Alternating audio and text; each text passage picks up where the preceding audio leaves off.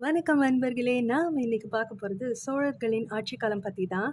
சோழர்கள் ஆட்சி காலம் 4 பிரிவா பிரிக்கப்படுது. முதல் பிரிவு 3வது பிசில தொடங்கிறது. 2ஆம் பாகம் 600 ஆண்டு காலம் ஆட்சி புரிந்தாலும் இருண்ட காலம்னு கூறப்படுது. 3வது காலம் 846ஆம் ஆண்டுல தொடங்கிருது.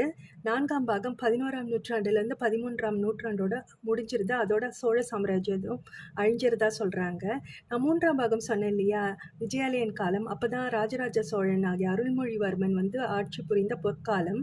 அவருடைய மகனான ராஜேந்திர சோழன் ஈழம் முதற்கொண்டு தாய்லாந்து மற்றும் கடாரம் என்று சொல்லப்படுற மலேசியா, ஸ்ரீவிஜயம் சொல்லப்படுற இந்தோனேஷியா, பாலி தீவு வரைக்கும் ஆட்சி புரிந்துட்டு போர் புரிந்து திரும்பி வரும்போது 1000 போர் வீரர்களை அங்கேயே விட்டுட்டு வந்துட்டாராம்.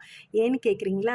இன்றைக்கும் நீங்கள் சுற்றுப்பயணம் போனீங்கன்னா பாலி தீவில் நம்மளுடைய தமிழ் பேர்களான யசோதா, ஸ்ரீகுமாரி, லலிதா, சுந்தரி அப்படின்னு சொல்லி தமிழ் பேரை வச்சிட்ருக்காங்க.